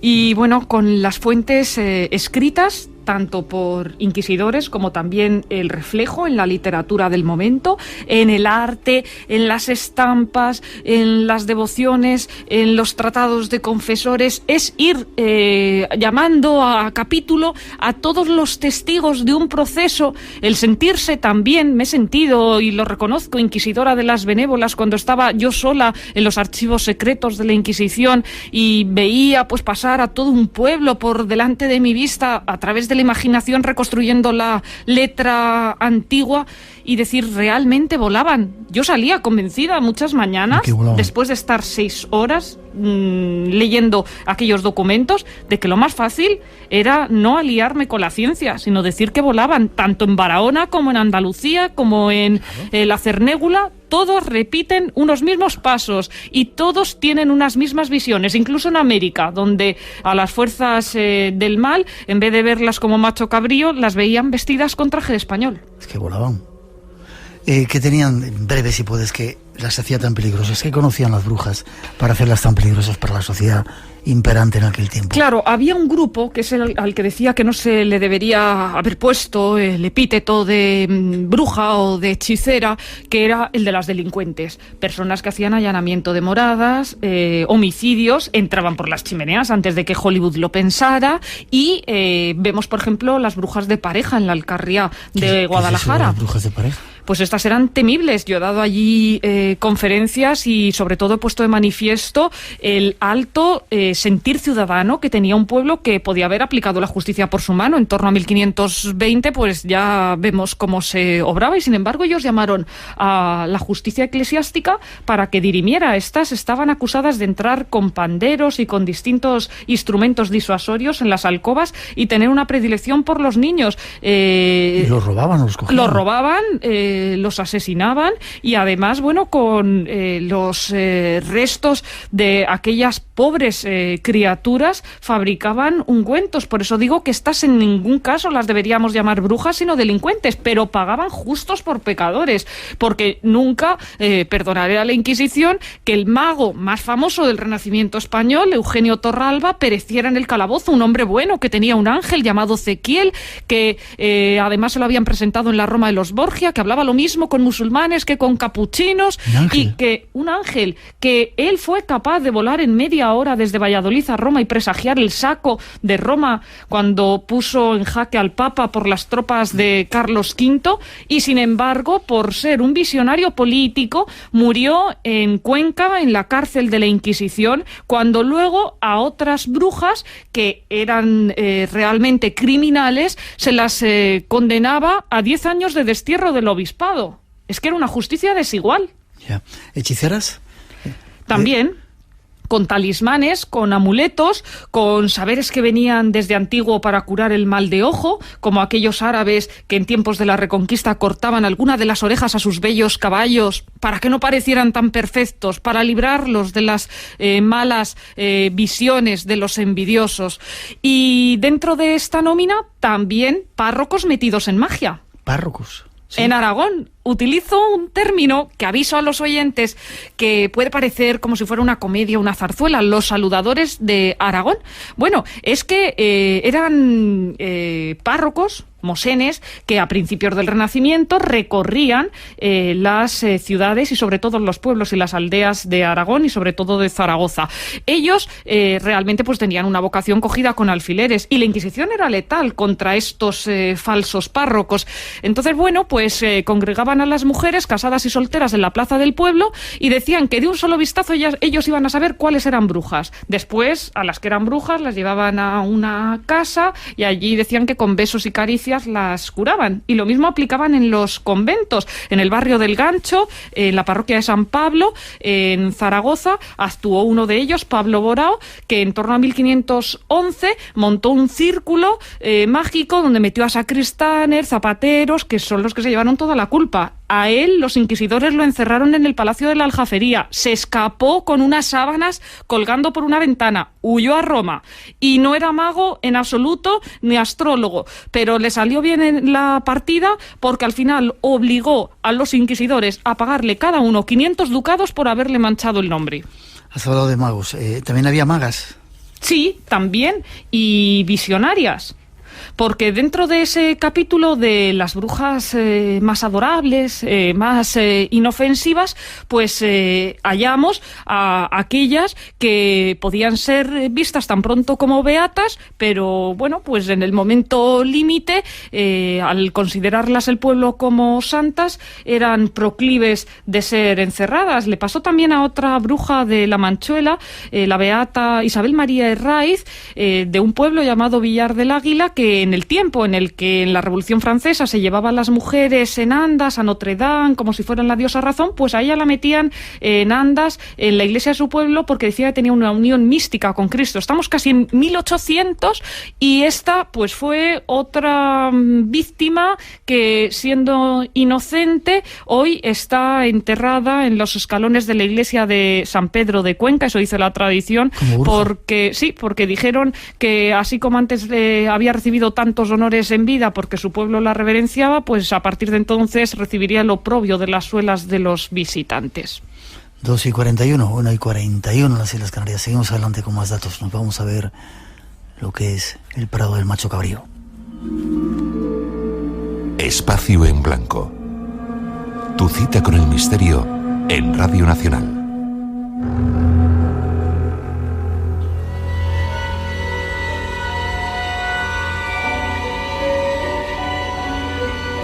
José Dueso, reconocido escritor sobre el tema, nos da una definición de lo que es un aquelarre. Básicamente aquelarre, que es palabra aceptada en el diccionario de la lengua castellana, es palabra de origen vasco compuesto que significaría literalmente, dicen que significaría literalmente prado del macho cabrío, ¿no? Prado del cabrón, porque se supone que era la reunión de las brujas con el diablo. O sea, el inherente a ser bruja era servir al diablo. Se le rodea, que es lo que más llama la atención del aquelarre, de una parafernalia mágica, satánico-mágica, ¿no? Personas que se metamorfosean, se convierten en animales, que van volando en escobas, que van sobre animales, que tienen relaciones sexuales con demonios, que comen niños crudos, que desentierran cadáveres, que hacen pócimas con las cuales luego envenenan los campos, matan al prójimo.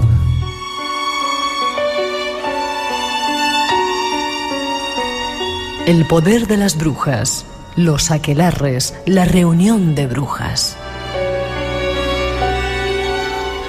Descubramos algo más de todo ello.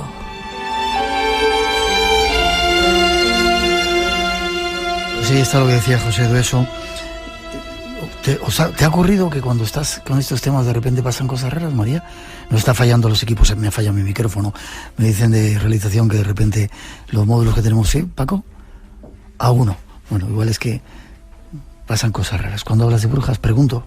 A mí me pasan cosas raras y, bueno, en fin, yo siempre voy con la defensa de San Miguel, el arcángel que defendió las fuerzas del bien y que, bueno, que siempre pienso, si Dios en su omnipotencia tuvo que recurrir al príncipe de la milicia celestial, pues ¿cómo no lo vamos a hacer nosotros, los seres humanos?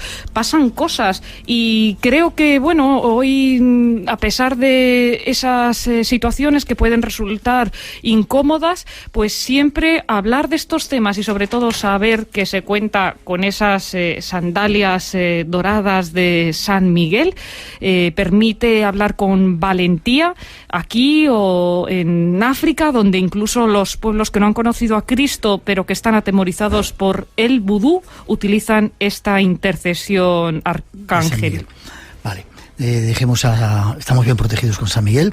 Aquelarres. Decía Jesús Dueso que era el prado del macho cabrío. Palabra en euskera, ¿no? Sí.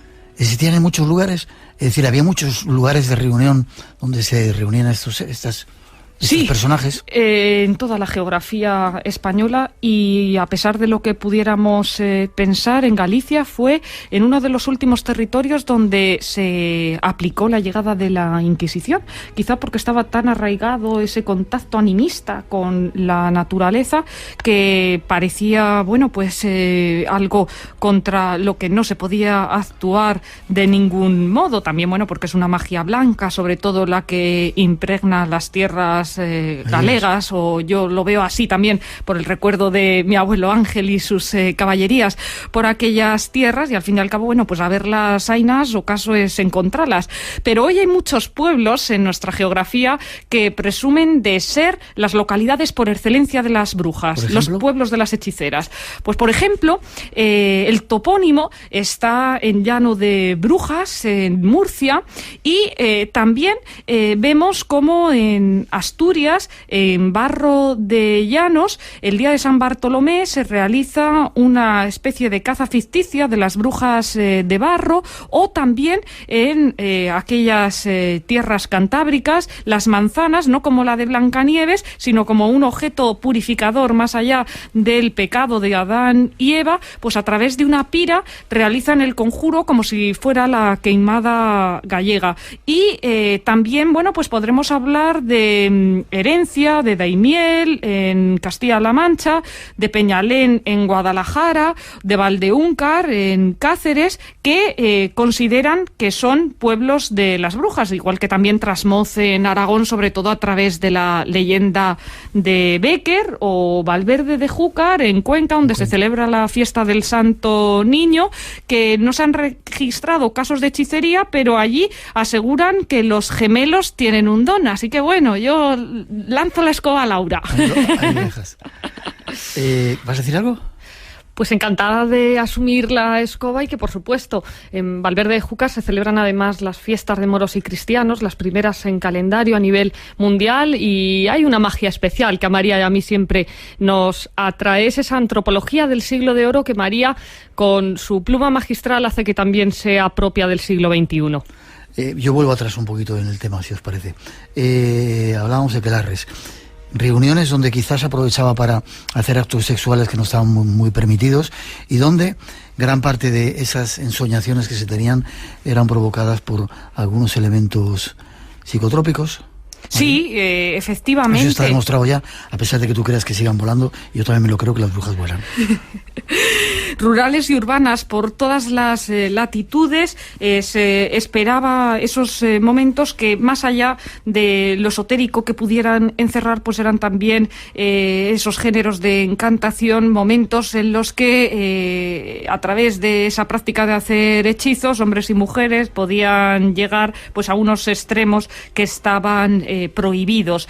Y también hemos de señalar cómo no solamente eran brujas las que estaban en los bosques o en los montes, también había otras urbanitas de Asturias, Andalucía, pasando por Castilla y por La Mancha, y también vemos su reflejo en la literatura. Por ejemplo, Tres brujas de Cervantes, La Camacha, La Montiel y La Cañizares. Ya pueden imaginar también los oyentes la estupefacción que me creó cuando en distintos archivos me encontré con que eran reales. O sea, que ¿sí? Cervantes, más allá de utilizar esas etiquetas, es que había conocido en su tiempo, eran en los más media del momento, los pliegos de cordel, estas personas figuraban porque eran terribles, no solo en el coloquio de los perros, donde a unos pobres niños los convierten en canes. Vale, pero no es cuando había sexo en los aquelarres. También, sí. Y había drogas. Sí. Música también. Cuando no había rock and roll, pero había música. La llevaban, yo creo, en el cerebro, ¿no? Pero la música la rescato en el libro porque he tenido también acceso a coplas a través de esta recopilación etnográfica de mis viajes y veo cómo tanto en Castilla como incluso en Canarias se habla de coplas que repiten, que pueden hacer estas brujas en muy poco tiempo, grandes distancias. Por ejemplo, el Lomo el Pino, en Gran Canaria, decía una copla: de Canarias somos, de Madrid venimos, no hace media hora que de allí salimos. Estamos en 1600. Y en La Gomera: de La Gomera somos, de Madrid venimos, no hace un cuarto de hora que de allá salimos. O sea que, bueno, desafiando aviones. Y eso que en La Gomera había un vampiro.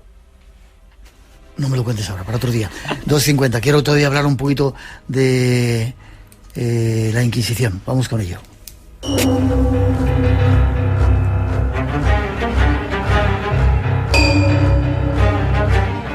Conozcamos algunos detalles de la Inquisición.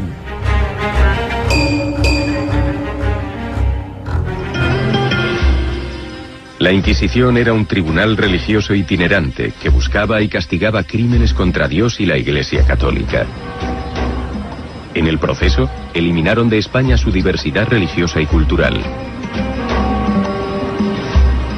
Reclutó a miles de informadores anónimos y envolvió sus métodos en un manto de secretismo. Los documentos de la época revelan la atmósfera de temor que provocaba. Todo el mundo tiembla ante su solo nombre, ya que tiene suprema autoridad sobre la propiedad, la vida, el honor e incluso las almas de los hombres.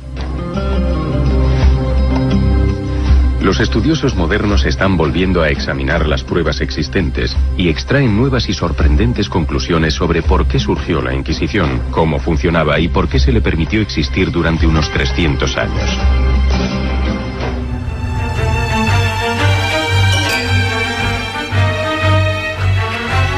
La Inquisición en España.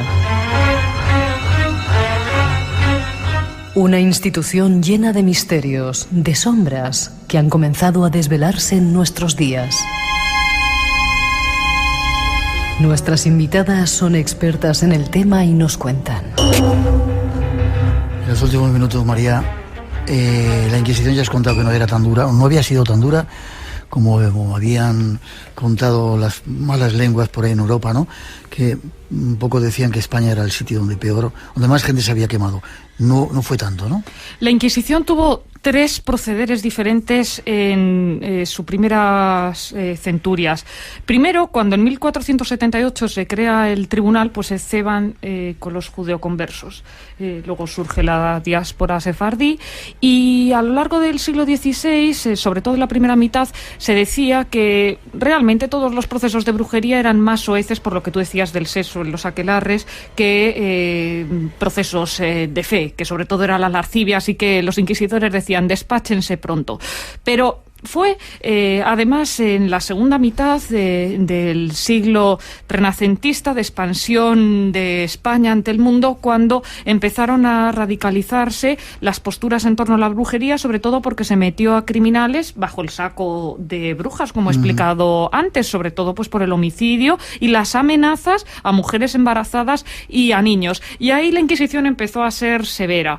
Y después del auto de fe Zugarramurdi, Alonso de Salazar y Frías, que creo que es un personaje a reivindicar, no solo en la historia de España, en la historia universal. Este era uno de los 3 inquisidores que habían firmado la sentencia condenatoria a muerte de los de Zugarramurdi. Pero después, cuando él entraba con el crucifijo portátil a lomos de su mula para ver cómo habían quedado los ánimos y las conciencias, se enfrentaba con que cada día en aquellas aldeas contiguas a Zugarramurdi pues comparecían personas que suponían, a través de sus acusaciones, lanzar a la pira a otras 300, y algunos era solamente porque les tenían manía como vecinos. Entonces él se plantea que si esa psicosis no se para, esas comunidades se van a quedar con un 20% de población. Siente este cura que había pasado por los seminarios de Salamanca y Sigüenza gran dolor de corazón, llora lo indecible y al final consigue que la Junta Suprema de la Inquisición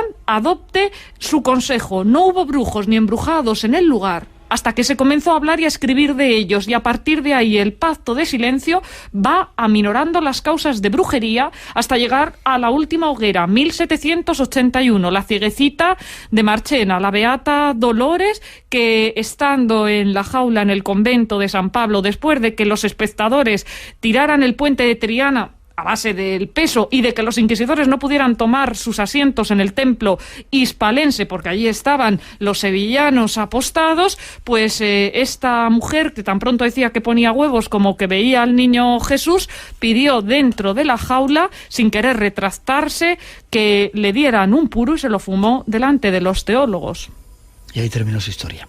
3 minutitos para terminar nosotros. Multitud de preguntas estamos teniendo de Macbeth, pero bueno, eso vais a tener que venir en otro momento. Muy bien. Es cierto que la Inquisición en España, si aceptabas los cargos, te dejaba tranquilo, es decir, no te quemaba. Sí, porque había muchos tipos de confidentes, de confesados, y los mejores para escapar eran los confidentes con lágrimas. Eso a los teólogos les hacía una sensación especial. Si confesabas y llorabas, te librabas un poco de la historia. Vale, ¿qué conclusión podemos sacar de toda esta historia de las brujas?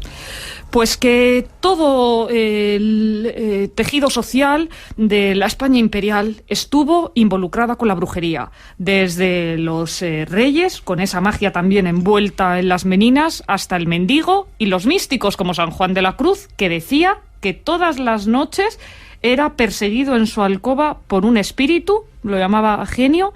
También Santa Teresa, que dormía con una imagen de la Virgen para ahuyentar a los malos espíritus porque se sentía amenazada. Y bueno, de hecho a la mística abulense la llevaron a una curandera en Becedas, le salió mal la cosa porque debía ser esta sanadora especialista en digestivo y el tema de Santa Teresa era cardíaco, pero con la segunda curandera claro que le atinó, se había caído ella en el convento de San José en Ávila en una Navidad, pues poniendo los adornos navideños, y le colocó el brazo. Si es que, como en todos los oficios, en el de bruja hay personas que tienen ese don de la evidencia o de la curación y lamentablemente pues se introducen farsantes.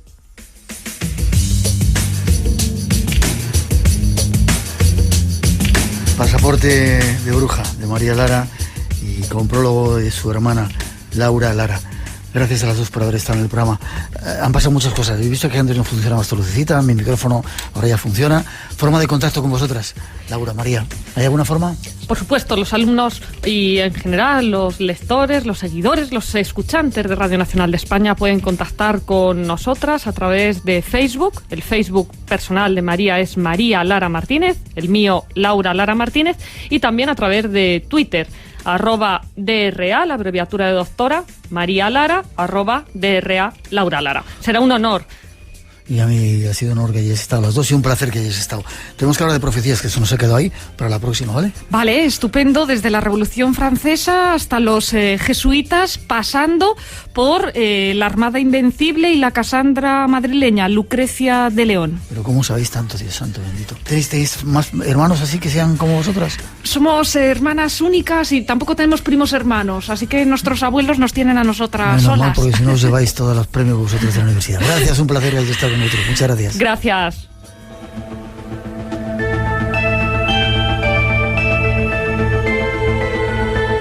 Hemos de hacer una pausa. Llegan las noticias de las 3, las 2 en las Islas Canarias, pero enseguida regresamos. En la segunda hora, David Cuevas llega con un cargamento de testimonios de algunos oyentes, algunas curaciones milagrosas que no tenéis que perderos. Hay una historia de diablos que tampoco tenéis que perderos y algo más. 900-137-137 nuestro teléfono por si queréis intervenir. El espacio en blanco todavía continúa, no os vayáis, tenemos mucho que contaros. ¿Os quedáis un ratito para estar en las redes sociales? Sí, contestando a los oyentes, por supuesto. Vale, pues si queréis en el Twitter o en el Face, las dos hermanas Laura y María están por si queréis que os cuenten más cosas de esto. Gracias, Miguel, hasta siempre. Nosotros nos vemos prontito. Enseguida regresamos, no os vayáis, tenemos mucho que contaros todavía.